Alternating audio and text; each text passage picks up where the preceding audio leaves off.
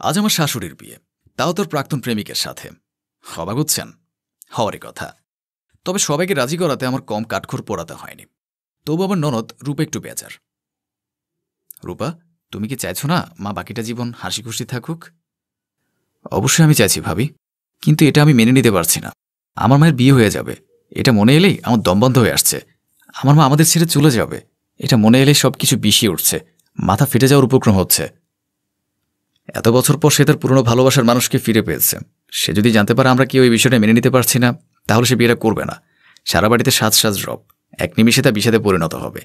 তুমি তার মেয়ে, তোমার উচিত তাকে খুশি মনে বিদায় দেওয়া। কিচ্ছু ভালো লাগছে না, তুমি খামোখা জেদ করলে। মানুষ যেন ছিছি করবে। আমার মায়ের চরিত্র নিয়ে কথা বলতে দুবার ভাববে না। আমাকে কথা শোনাবে, আমার স্বামীকে কথা শোনাবে, ভাইয়াকে কথা শোনাবে। এসব তুমি কিভাবে সহ্য করবে বলো? এসবের কি কোনো দরকার ছিল? এখন আমার সংসার ভাঙার বন্দোবস্ত করেছো তুমি। তোমার কাছে আমার মা বোঝা হয়ে গিয়েছিল, তাই না? এর জন্য মাকে অন্যের হাতে তুলে দিচ্ছ। এত যখন বোঝা হয়ে গিয়েছে, তাহলে আমি বলতে পারতে আমার মাকে আমি নিজের কাছে নিয়ে যেতাম, তবু দ্বিতীয় বিয়ে দিতাম না। এই বয়সে কোনো বিয়ে করার সময়? তুমি আমি ভুল বুঝছো রূপা, আমি মোটেও তোমার মতো করে ভাবিনি। আমি দেখেছি মায়ের হাহাকার। আমিও তোমার ভাই দুজনে চাকরিজীবী, উনি সারাদিন বাসায় একা থাকে। এই বয়সে ওনার একজন কথা বলার সঙ্গী দরকার, সুখ দুঃখের গল্প করার একজন সঙ্গী দরকার, মানসিক প্রশান্তি দেওয়ার একজন মানুষ দরকার। বাবা মারা গেছেন 12 বছরের বেশি হবে। উনি নিজ হাতে তোমাদের গড়ে তুলেছেন, শিক্ষিত করে ভালো পরিবারে বিয়েও দিয়েছেন। এই যে এত কষ্ট উনি কাদের জন্য করেছেন বলো? তোমাদের জন্যই তো। নিজের দিকে তাকানোর সময়ও পাননি। জীবনের সব সকালাত মাটি দিয়েছেন তোমাদের মানুষ করতে। তার প্রতি কি তোমাদের কোনো দায়িত্ব নেই? সে মানুষটা শেষ বয়সে এসে একাকিতে ধুকে ধুকে মরবে, এটা কিভাবে সহ্য করবে? আর বললে সমাজের কথা, নিকুচি করে সমাজের, যে সমাজে মানুষের ভালোটা না দেখে খারাপটা নিয়ে মেতে থাকে। ধর্ষণ হলে ধর্ষককে রেখে ধর্ষিতাকে মৃত্যুর দিকে ঠেলে দেয়। এই সমাজ আমাদের খাওয়ায় না, পড়ায় না, তাহলে সে সমাজের তোয়াক্কা কেন করবে? তোমার মতো এত লম্বা চড়া কথা বলতে পারি না আমি। তোমার মায়ের বিয়ে হচ্ছে না তো, তাই তুমি বিষয়টা বুঝতে পারছো না। তোমার মায়ের যদি হতো, তাহলে তুমিও বুঝতে। আমার মা হলে আরও আগে তাকে বিয়ে দিয়ে দিতাম। একটা নির্দিষ্ট সময়ের পর মানুষ শারীরিক নয়, মানসিক সুখ খোঁজে। তোমার মা কি আমার মা নয়? আমি কখনো তাকে শাশুড়ির চোখে দেখিনি। আমার মনে হয়েছে আমি একটা মা পেয়েছি। তাকে এত দ্রুত কুড়ে কুড়ে শেষ হতে দিই কী করে বলো? কথার মাঝখানের উপর স্বামী তুষের আসলো। ভাবি, আপনি ঠিকই বলেছেন, আমি আপনার সাথে একমত। মায়ের এখন একজন সঙ্গী দরকার, যে তাকে সময় দেবে। রূপা, তোমার তো বিয়ে হয়ে গেছে, তুমি বছরে কয়টা দিন এখানে এসে থাকো বলো? ভাইয়া ভাবি চাকরি করে, তাদের কোনো বাচ্চা কাছেও নেই। মায়ের এখন একটা মানুষ অনেক বেশি প্রয়োজন। ভাবির এই উদ্যোগটা আমি অনেক খুশি হয়েছি। তোমার উচিত খুশি মনে এটাকে মেনে নেওয়া। তোমরা সবাই একজোট হয়েছ। আমাকে কেউ একটা কথা শোনালে তোমাদের খবর আছে। আমি নতুন করে কোনো প্যানিক সহ্য করতে পারবো না। তুমি মাকে হারানোর ভয় করছো না, তুমি ভয় পাচ্ছ মানুষের কথাকে। মানুষের কথাকে অ্যাভয়েড করতে শেখো, তাহলে তোমার মনের সংশয় ভয় সব দূর হয়ে যাবে। তুমি কথা বলো না, ভাবির আঁচল ধরে বসে থাকো। রূপা উঠে চলে গেল। তুষাল আমার দিকে তাকিয়ে বলল, ওর কথা কিছু মনে করবেন না, আস্তে আস্তে সব মেনে নেবে, একটু দেরি হবে। ওকে একটু বোঝাবেন। আমি আমার সর্বোচ্চ দিয়ে চেষ্টা করব ভাবি, সময় গড়াতে দিন, আপনি সব ঠিক হয়ে যাবে। আমি মাথা নাড়িয়ে চলে এলাম। রুমে ঢুকে দেখি আমার স্বামী অভি পায়ে পা ধুলিয়ে খাটের উপর বসে আছে। কি ব্যাপার অভি, তুমি এভাবে বসে আছো কেন? খাটের উপর যেভাবে ড্রেস বের করে দিয়েছি সেভাবে পড়ে আছে, ড্রেস পরছো না কেন? তারা চলে যাবে তো, তুমি এখন টাইমের বসে থাকলে কি চলবে? বাইরের কাজটা তো তোমাকে সামলাতে হবে। তুমি ছেলে, তোমার কি দায়িত্ব নেই? ঘরোয়া সাদামাটা করে বিয়ে হচ্ছে বলে কি তোমার কোনো মূল্য নেই? আমি কি বলছি? এ কি, তুমি কাঁদছো কেন? এই বোকা ছেলে, কি হয়েছে? চোখের পানি মুছো, ছোট বাচ্চার মতো কাঁদছে, এটা কোনো কথা? তুমি কাজটা একদম ঠিক করলে না তানজিলা। আমার মাকে আমার থেকে ছিনিয়ে নিলে। কি ক্ষতি করেছিল তোমার? আমাকে বলো, আমি তোমার ক্ষতিপূরণ দিয়ে দিচ্ছি। পাগলামি করো না, মা আমাদের বাসায় মাঝে মাঝে বেড়াতে আসবে, আমরা সবাই তার বাসাতে বেড়াতে যাব। আমি কত করে বললাম আমাদের সাথে থাকতে, কিন্তু শ্বশুর বাবা রাজি হলেন না। বলে তার পেনশনের টাকায় বুড়ো বুড়ি চলে যাবে, কারো অনুগ্রহে তিনি বাঁচতে চান না। এরপরও জোর করেছে, কিন্তু রাগ হয়ে যায়। সে 80 দশকের ভালোবাসা তাদের, পরিবারের কারণে তারা এক হতে পারেনি। এখন তাদের এক হওয়ার সুযোগ হয়েছে। আমি কি করে তাদের আলাদা করি? মাকে উনি এত বছর পরেও নিজের করে চাইছে। তার স্ত্রী মারা যাওয়ার পর সেও নিঃসঙ্গতায় ভুগছে। তাদের একে অপরের চমৎকার দিন কাটবে দেখো। আমাদের কথা চিন্তা করলে না, শুধু তাদের কথা চিন্তা করলে। বাসায় এসে মাকে না দেখলে আমার কলিজে পুড়ে যাবে। বাবা মারা যাওয়ার পর উনি আমাদের মানুষ করেছেন, তাকেও কেড়ে নিলে। তোমরা ভাই বোন মিলে আমি অপরাধীর কাঠগড়ায় দাঁড় করিয়ে দিলে। পুরনো ভালোবাসাকে পাবে শুনে মায়ের চোখে আমি যে খুশির ঝলক দেখেছি, তোমরা তা দেখোনি। সেই খুশিটা তোমরা কেড়ে নিও না। তারা এত বছর পর একজন আরেকজনকে চাইছে। আমরা মন খারাপ করলে তারা সুখী হতে পারবে না। আমার কলেজেটা ছিঁড়ে যাচ্ছে, তবুও বলবো আমার মা যদি তাকে বিয়ে করে ভালো থাকে তাহলে আমার কোনো সমস্যা নেই। এই তো ভদ্র ছেলে, এবার জলদি করে তৈরি হয়ে নাও, আমি যাচ্ছি মাকে সাজাতে। শাশুড়ি মায়ের রুমে ঢুকে দেখি শাশুড়ি মা শাড়ি পরে বসে আছেন। রূপা তার কোলে মাথা রেখে নীরবে কাঁদছে, মায়ের চোখেও পানি। মা, একটু এদিকে আসুন তো, আমি আপনাকে সাজিয়ে দিই। বেশি তো সাজাবো না, হালকা পাতলা যতটুকু ভালো লাগে ততটুকুই।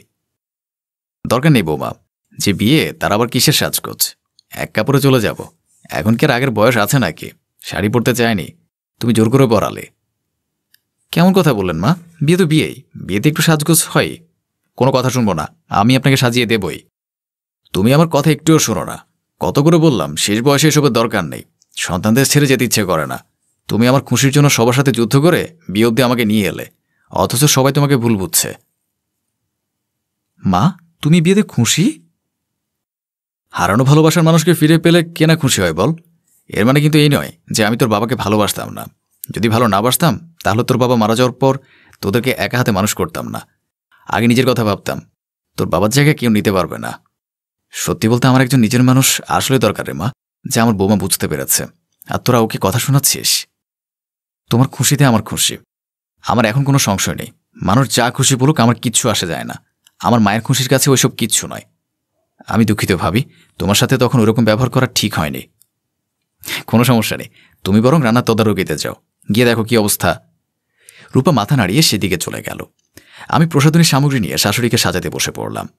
বেশ অনাডম্বরভাবে তাদের বিয়ে হয়ে গেল। অভিকে উকিল বাবা দেওয়া হয়েছে। নতুন শ্বশুর আব্বা রূপা ও অভির হাত ধরে প্রায় কান্না করে দিলেন। আপনি কাঁদছেন কেন? তোমাদের কাছে আমি বাকি জীবন কৃতজ্ঞ থাকব। তোমরা তোমাদের সবচেয়ে বড় সম্পদকে আমার হাতে তুলে দিলে। আমি তোমাদের সম্পদের কোনো অবহেলা করব না, ওর যত্ন নেব। আমার কাছে কোনো অযত্ন হবে না। শেষ নিঃশ্বাস অবধি আমি হাত ধরে রাখব। আমার কোনো সন্তান নেই। শ্রী মহারাজের সন্তান জন্ম দিতে গিয়ে সন্তানটাও মৃত হয়েছিল। প্রথমে তোমার মাকে হারিয়েছি, তারপর স্ত্রীকে। এত আঘাত সহ্য করতে পারেনি, তাই বিয়েও করিনি। ভেবেছিলাম আল্লাহ সারা জীবন কষ্টে রেখেছে, কিন্তু বুঝতে পারিনি শেষ বয়সে আমার প্রথম প্রেমকে ফিরিয়ে দেবে। কি বলো আপনার কোনো সন্তান নেই? আমরা কি আপনার সন্তান না? এখন থেকে আমরাই আপনার সন্তান বাবা। হ্যাঁ, এখন থেকে আমরাই আপনার সন্তান। আপনি নিঃসন্তান নন। আপনার হাতে আমার মাকে তুলে দিয়েছি। আমরা জানি আমাদের বাবা তার কোনো অযত্ন করবে না। শ্বশুর আব্বা অভি রূপাকে জড়িয়ে ধরে হু হু করে কেঁদে উঠল। শাশুড়িমা সোফায় বসে চোখ মুছলেন। দেখেছেন ভাবি, আমি দুধে মিলে গেল। মাঝে আপনি আমি আটি হয়ে গড়াগড়ি খাচ্ছি। সবাই একসাথে উচ্চস্বরে হেসে উঠল। শাশুড়িমা আমাকে ইশারায় কাছে রাখলেন। কিছু বলবেন মা? আল্লাহ তোমায় 1000 বছর বাঁচিয়ে রাখুক। আমি বউ না, একটা মেয়ে এনেছি। আজ থেকে এ সংসারের সব দায়িত্ব তোমার। আমার পাগল ছেলেটাকে দেখে রেখো। এখন থেকে ও তোমার অধীনে থাকবে। বাবা তুষেল, এদিকে এসো। জি মা। আমার পাগলিটাকে একটু দেখে রেখো। জানোই তো অনেক অভিমানী। ওর চিন্তা আপনি ছেড়ে দিন। মাঝে মধ্যে আপনি বাবাকে নিয়ে বেড়াতে যাবেন, আমরাও যাব।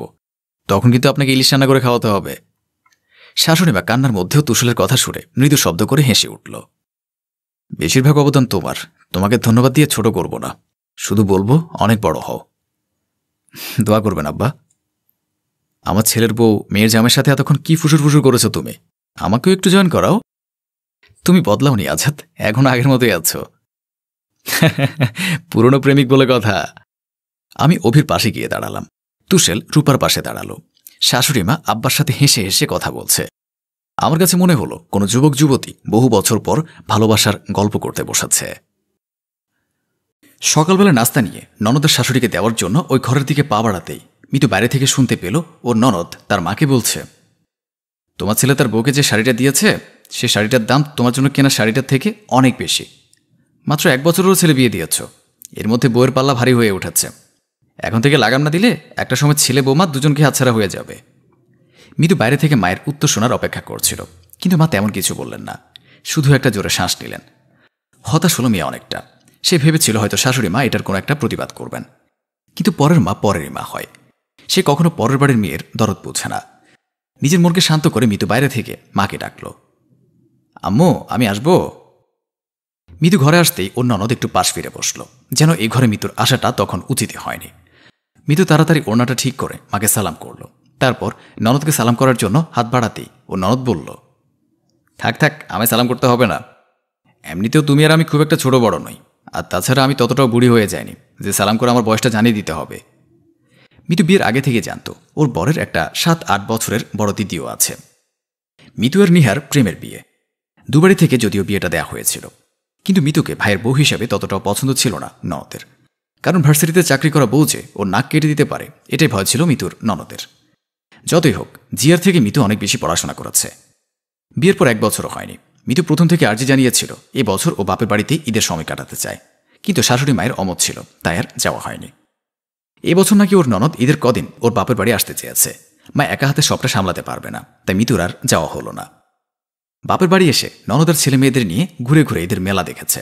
আর রান্নাঘরে মিতু আর ওর শাশুড়ি আয়োজন করেছে খাবারের, কারণ ননদ আর ওর ছেলেদের আবদার সব হাতে হাতে তুলে দিতে হবে। শ্বশুর বাড়ি বলে কথা, এখানে সবার মন জয় করে চলতে না পারলে তার কোনো রক্ষে নেই। সবকিছু চিন্তা করে নিজের মনের ইচ্ছাকে বিসর্জন দিয়ে মিতু শ্বশুরবাড়ির জন্য প্রাণপণ খাটতে শুরু করে। কিন্তু এত কিছু করেও যেন মিতু তার ননদের কাছ থেকে কিছুতেই মন পায় না। প্লেটটা নামিয়ে রেখে মিতু তার শাশুড়ি মায়ের উদ্দেশ্যে বলে ওঠে, আজ বাসায় কি কি রান্না হবে সেটা তো বললেন না। রান্নাগুলো সারার পর তো আমাকে অফিসের জন্য বের হতে হবে, তাই যদি জানিয়ে দিতেন খুব ভালো হতো। মিতুর শাশুড়িমা আমিনা বেগম মৃদু হেসে বৌমার দিকে তাকালেন আর বললেন, অত ব্যস্ত হইও না, দুজনে মিলে করে নেবক্ষণ, চাপ নেই। মিতু রুম থেকে বের হয়ে গেল। ননদের শাশুড়ি আবার নিজেদের মতো করে গল্পে মশগুল হয়ে পড়লেন। সন্ধ্যায় মিতুর বর ওকে নিয়ে বেড়াতে যেতে চাইলে ওর ননদ বলে ওঠে, মিতু আজ মার আমাদের সাথেই থাকুক, আর তাছাড়া তুই তো কোথাও চলেও যাচ্ছিস না, তোর সাথে পরে কখনো বেরোবে। মিতুর বর জেদ করলেও মিতু চোখ ইশারা দিয়ে জানায় চলে যেতে। অগত্যা সেদিন দুজনকে আলাদা ঘুরতে হয়। ননদ কিছুতে তার ভাইয়ের সাথে তার বউকে একসাথে ঘোরা বা খেতে বসা পছন্দ করছে না। জানি না কেন ননদের এতটা হিংসুটে হয়, কিছুতে ভাইয়ের বউকে একসাথে দেখে সহ্য করতে পারে না, অথচ নিজের বরের সঙ্গে কেমন চিপকে চিপকে থাকে। ননদ বাড়িতে থাকার সময় খুবই অস্বস্তিতে কাটল দুজনের, তবুও মিতু মুখে কিছু বলল না। পরের দিন অফিসে বেরোনোর আগে মিতুর শাশুড়িমাকে নাস্তা দিতে গিয়ে বাইরে থেকে শুনল তার ননদ শাশুড়িমাকে আবারও বলছে, বুঝি না কেন তোমার বৌমাকে তোমাকে জাদু করেছে, তাকে তুমি কোনো কথাই শোনাও না। এতদিন ধরে বোঝাচ্ছি এটা ভালো না, তবু তুমি কেন চুপচাপ ছেড়ে দাও, এটা আমার মাথায় ঢোকে না।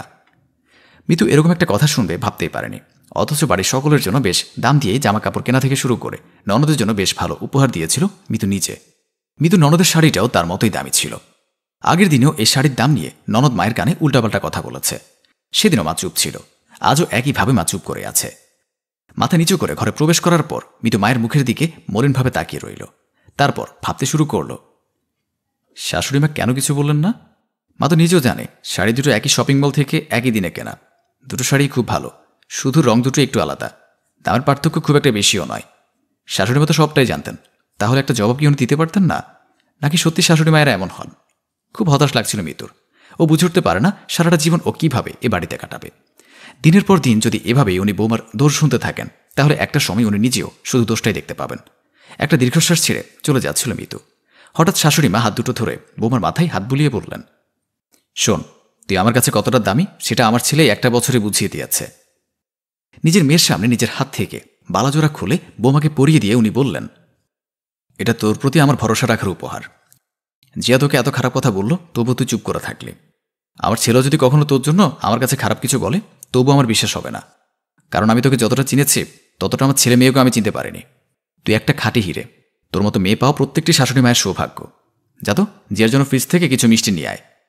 মিতু আশ্বস্ত হয়ে বাইরে বেরিয়ে গেল। চলো যেতে ওর ননদ বলল, অত দামি বালাজোড়া তুমি দিয়ে দিলে? ও কি তোমার কাছে আমার জায়গা দখল করে ফেলল? মিতুর শাশুড়ি মৃদু হেসে বলল, আমি সঠিক হাতে সঠিক জিনিস তুলে দিলাম। ভাগ্যিস ও তো জায়গাটা দখল করতে পারেনি, না হলে তো কবেই তোর শাশুড়ির মতন আমারও ঠিকানা হতো বৃদ্ধাশ্রমে। আমার দেওয়া মধুতে তো তোর খুব একটা কাজ হয়নি। আজ মিষ্টি মেয়েটার হাতে একটু মিষ্টিমুখ করে দেখ, তুইও যদি ওর মতো একটু হতে পারিস। আর একটা কথা, এই শাড়িটা মেঘনার শাড়ির থেকেও দামি।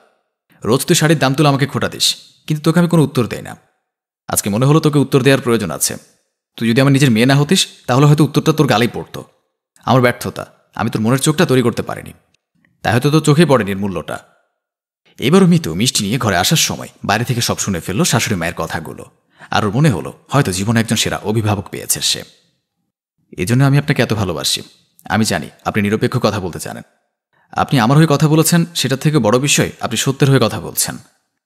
তারপর মিতুর ননদ মিতুকে বলল, সত্যি হয়তো তোমাদের সম্পর্কটাই সঠিক, আর আমরা যে সম্পর্কগুলো তৈরি করার চেষ্টা করি, একে অপরকে নিয়ে মিথ্যা কথা বলে সম্পর্কের গোড়ায় বীজ ঢেলে দেই, সেটা হয়তো ভুল। পৃথিবীতে তোমাদের মতো মানুষেরা যতদিন বেঁচে থাকবে ততদিন পরিবারের সুখ সমৃদ্ধি ভরে উঠবে। আমিনা বেগম নিজের মেয়ের দিকে তাকিয়ে বললেন, পারলে তুই তো শাশুড়ি মাকে বৃদ্ধাশ্রম থেকে নিয়ে আয়। আমি জানি বৃদ্ধ বয়সে ছেলে মেয়েদের ছেড়ে থাকতে কতটা কষ্ট হয়। উনি এত বছর ধরে অনেক কষ্ট পেয়েছেন, আর তাকে কষ্ট দিস না তুই। যেদিন তোর শাশুড়ি মাকে নিজের পাশে এনে রাখবি সেদিনে আমার তোকে মানুষ করা সার্থক হবে। আর আমি মনে মনে ভাববো, হয়তো আমি একটু হলেও তোকে সুশিক্ষা দিতে পেরেছি। জিয়া চোখের জল মুছে মাকে সান্ত্বনা দিয়ে বলল, হ্যাঁ মা, আমি আজই বাসায় গিয়ে তোমার জামাইকে বলবো তার মাকে ফিরিয়ে আনতে। কারণ যে বাড়িতে বড়দের ছায়া থাকে না, সে বাড়িটা বাড়ি হয়ে ওঠে না। আজ তোমরা আমার শিক্ষা দিয়ে দিলে, সে শিক্ষা হয়তো জীবনের সেরা শিক্ষা। এভাবে প্রতিটা ঘরে শাশুড়ি মায়ের সাথে বৌমাদের সম্পর্ক গড়ে উঠুক, সংসার সেজে উঠুক সৌভাগ্যের চাবিকাঠি হয়ে। আর মৃত্যুর মতো মেয়েরা গর্ব করুক তাদের শাশুড়ি মায়েদের নিয়ে।